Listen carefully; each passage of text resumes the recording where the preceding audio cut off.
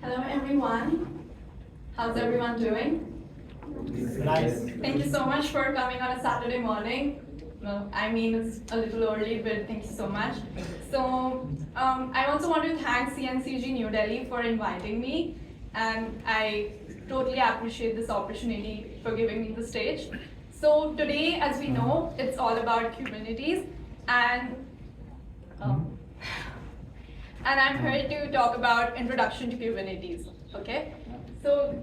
Um, So first things first, who am I? I'm Akansha, and I'm currently working as a developer relations at Empathy Ops. And I'm also part of the organizing team for this upcoming conference, which is KubeHuddle Toronto, which is happening in May. And I recently passed this Kubernetes examination, which is KCNA. So for those of you who are not familiar with it, oh God. Yeah, so it's a Kubernetes and Cloud Native Associate exam, and I'm on the side preparing for CK. And apart from this, I love community management. So in past, I've done community management for Hashnode. I love hosting Twitter Spaces. I go to conferences, love meeting new people, and I do painting and singing on the side. And this is my social. You can feel free to follow me. So before we jump into Kubernetes, I want to ask a fundamental question. Are you aware what is container? How many of you have heard about it? Okay. So my follow-up question is, have you heard about virtual machines? Yes. Yes. Okay. Now, before understanding what is the difference between the two, there's another concept which I want to share, which is virtualization. Because deep down, we use that, right? So in simple terms, what is virtualization?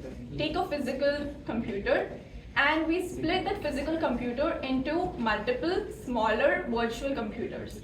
So this splitting process is known as virtualization. Now, this is a virtual machine. As you can see in this diagram, there is a physical software, a unit which we can take an example of a computer. So it has its own hardware, kernel, OS. But you see, there is another component which is hypervisor. So in the previous slide, I mentioned you about this concept, virtualization, right? So hypervisor is responsible for doing this virtualization.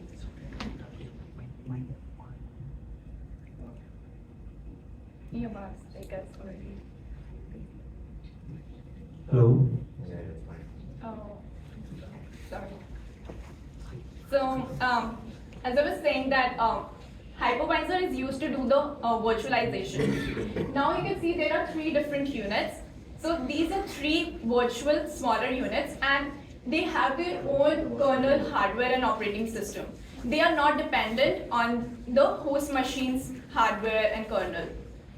So this is how virtual machine works. But how the container is different from a virtual machine.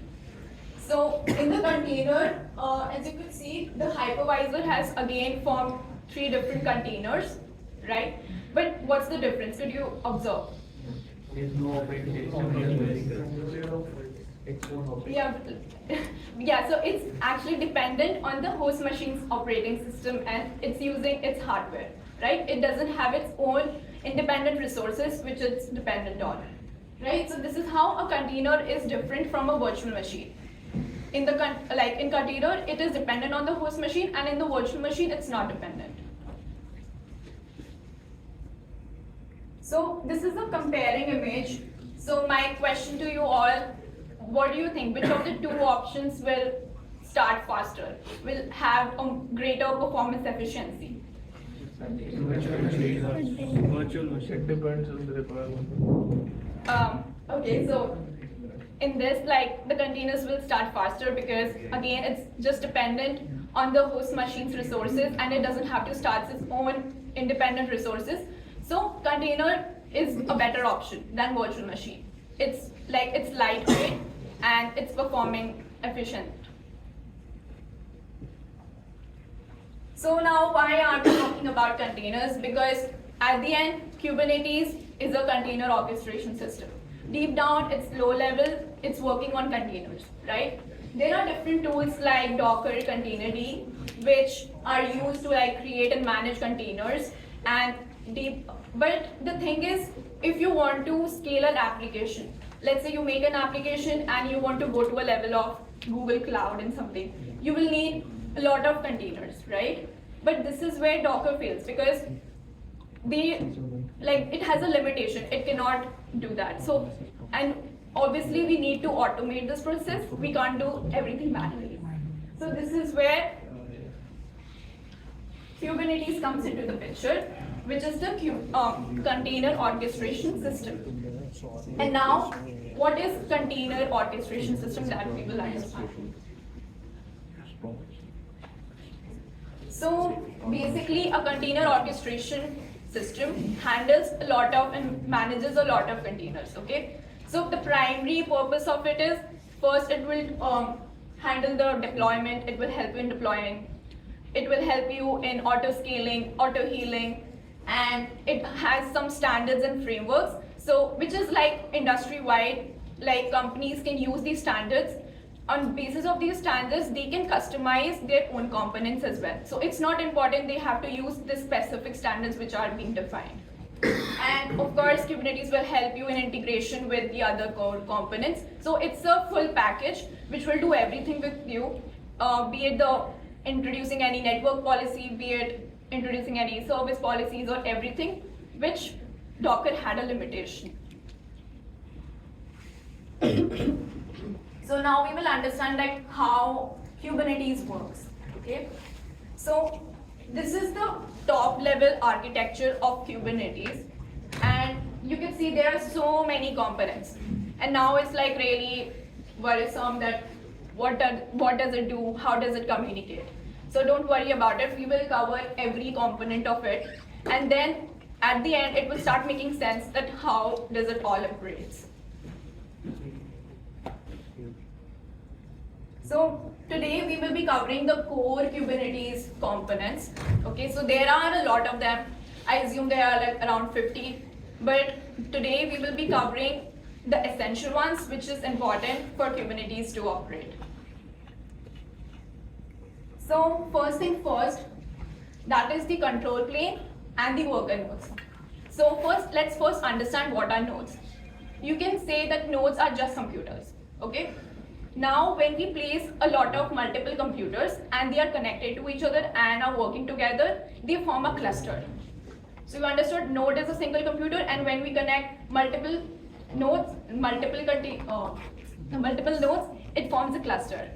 Now, how is container plane node and worker node plane different? So in the container plane node, we place all the core Kubernetes components, and in the worker plane node, we place all our applications.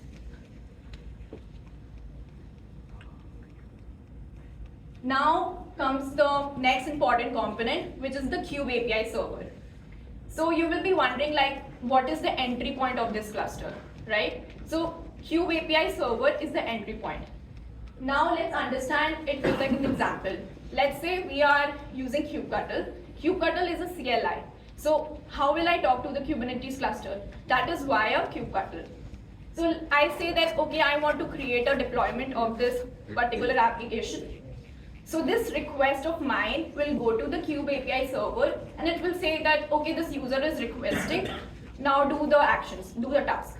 So now it's API server responsibility to pass on this task to rest of the components, right? And basically all the external communication from the user to the cluster or within internally the cluster, it will go through the API server. Okay, so it is like the leader of the cluster. The next component is the controller manager. So basically, let's say in your cluster there will be different nodes, right? Now these nodes will have some manager.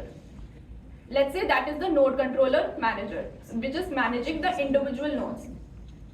Similarly, there will be different things. Like for example, let's say there is a replication controller, and it is responsible for handling its particular replicas, replica 1, replica 2, replica 3.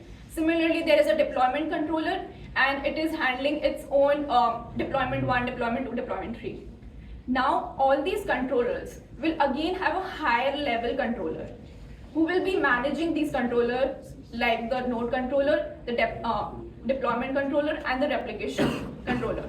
So that higher level controller is known as the controller manager. The another analogy of this could be in your office there is a HR manager, and that is managing its HR people. There is a sales manager managing its sales people, and there is a finance manager, and they are like doing their finance manager. Now all these managers will again have a boss, right? And that boss is the controller manager. I hope that makes sense. Right? So you can build your own custom controllers as well. These are replication controller, node controller, and deployment controller are a few examples of it.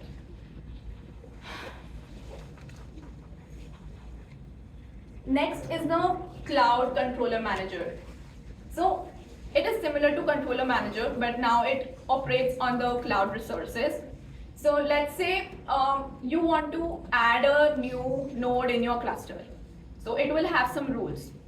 And you are operating this cluster on a cloud provider. For example, let's say Amazon has its own Kubernetes thing, which is EKS. So you say that I want to provision a new node. This and has some requirements. These requirements will be sent to the cloud controller manager. Then they will talk to the API of the cloud provider, and then when the needs are fulfilled, when the rules are fulfilled, it will provision a new node and connect it to your cluster. Okay, so that's how a cloud controller manager is different from a controller manager. Now comes a very important component, which is the kubelet. So kubelet runs on every node, be it the worker node or the control plane node. So let's understand what the kubelet does. Let's say again, via kubectl, I ask my cluster that I want to create a deployment. So this request will go to the API server as we discussed before. Now somehow this request reaches the kubelet. Okay. Now it's kubelet's responsibility to start that particular application, that pod. So the kubelet is responsible for starting that application. But there is another component which comes into picture, because we cannot start the application or pod anywhere, right? We need to know a location, right? So this is where our next component helps the kubelet, which is kube scheduler. So whenever I requested my API server that I want to deploy this application, this request will go from the API server, it will go to the scheduler. The scheduler will say, okay, let me find particular nodes which can fulfill the criteria. Maybe the node that particular node doesn't fulfill that criteria for that particular node, pod or application. So he will find out. Then he sees, okay, this particular node is available and fulfill all the rules and constraints. Then it will talk to the kubelet. Okay, start this particular application in that particular node. So this is how the kubelet knows where to start, where to do. All its location and everything is judged by the scheduler, and then is communicated to the kubelet, and then kubelet has just the instructions to start the application. Now you must be wondering how all of this is happening, right? There needs to be some communication. So, of course, if there will be no communication, Kubernetes can't work. And this is where kubeproxy comes in. So again, it runs on every instance of the cluster, be it on the control plane nodes, on the worker nodes, it's everywhere. Of course, if anything needs to communicate, it needs to be present. So basically, as I mentioned, it enables the communication and networking within the cluster, and if it doesn't exist, your Kubernetes doesn't exist, basically. Now comes the last component, which is the etcd. So every pod will have some information. All of this, like we have discussed the communication, we have discussed where to place it, who will place it, who is the main leader, how it will enter everything. But now all of this data needs to have some storage unit, right? And this is where HCD comes in. So the HCD is connected to the API server and it stores all the information in form of key value pairs. And if HCD goes down, basically your Kubernetes goes down because then it will have no storage, right? We will not know, it doesn't have the memory. So Kubernetes memory is basically the HCD. And as recommended in production setups, you should have like odd number of instances of it, ideally 5. Of course, even for photos, we have Google Drive and everything. So Kubernetes has its tries to have backups of HCD as well.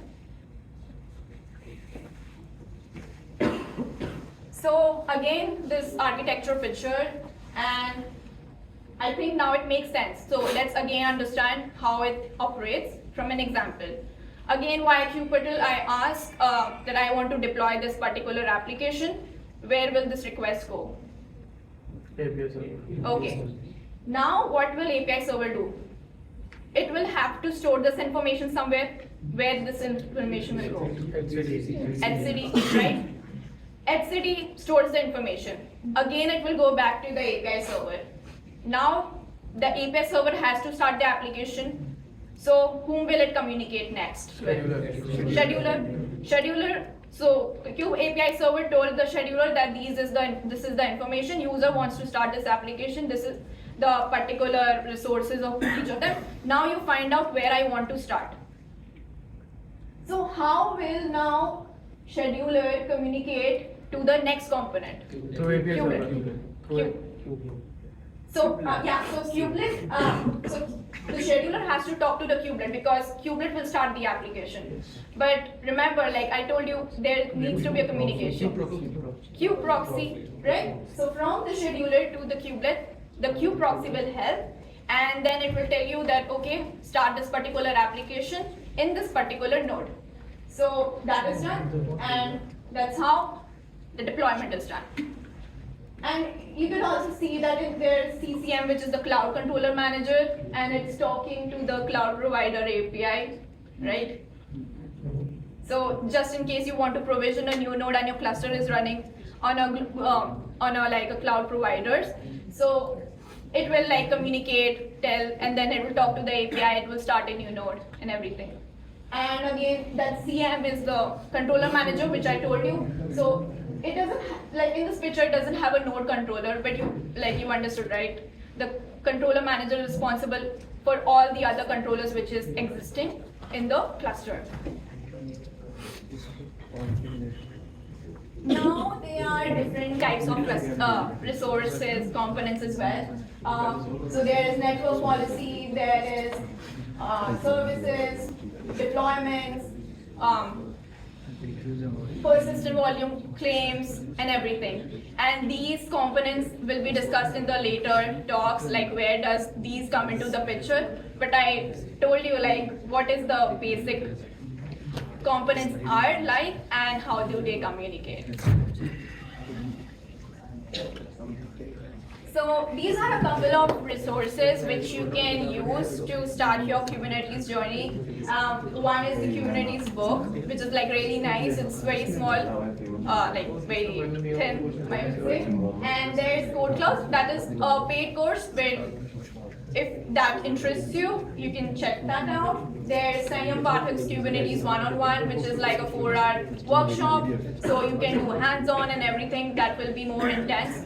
Then there is Tech with Nana. She does amazing DevOps and cloud native courses and very short bit-sized content. So you can check out these resources if you want to start your journey in Kubernetes. I personally used it myself and I still do.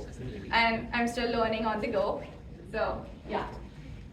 And a short plugin, this is my company. And as I said, so we do like host as a Twitter Spaces every week, and we invite a lot of industry people from different DevOps and cloud native areas, and we talk about particular niche specific tech which they are experienced with. So like sometimes we invited someone from Cilium or someone from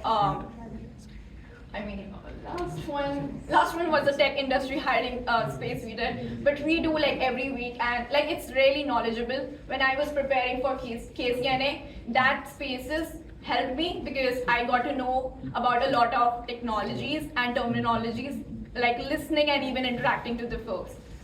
So yeah, it's a good place. You can check it out, and thank you so much for attending.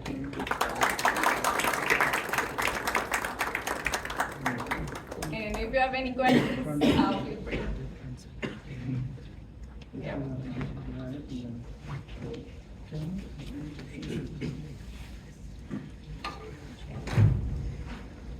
Yeah, hi.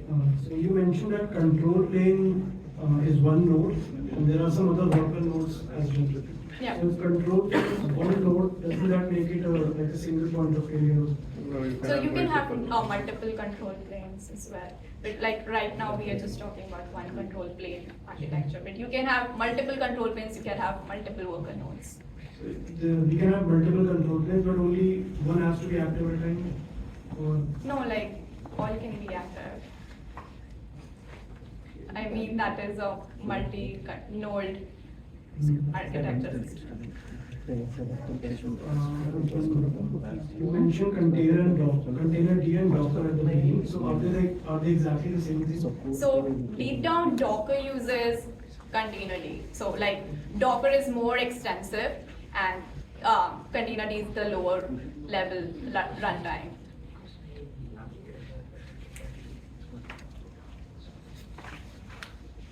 Anything else?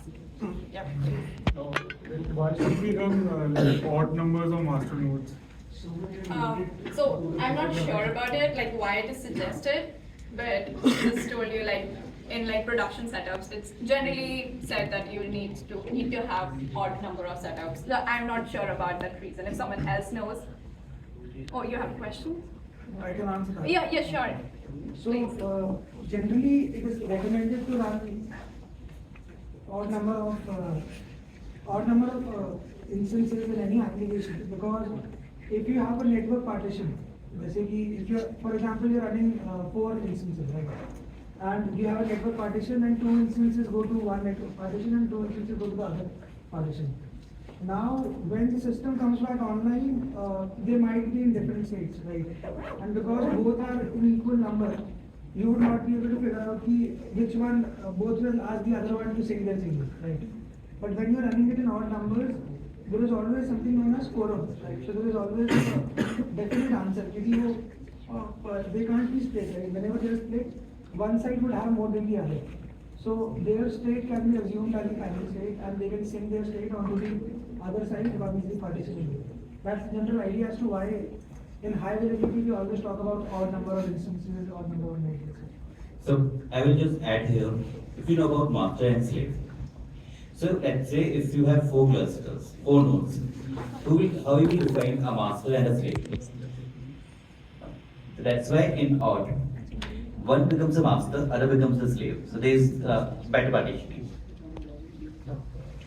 Thanks for answering. Any more questions?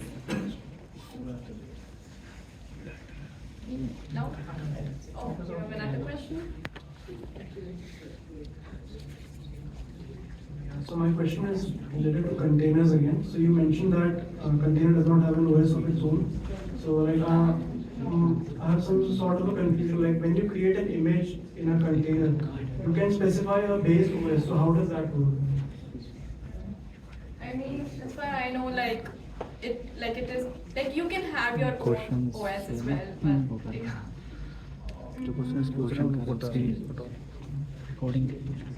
I mean, there's a, like it has its own architecture thing as well. I know like you can define your own thing, but as far I know, like it's dependent on the host machine. But So you could, what was your question?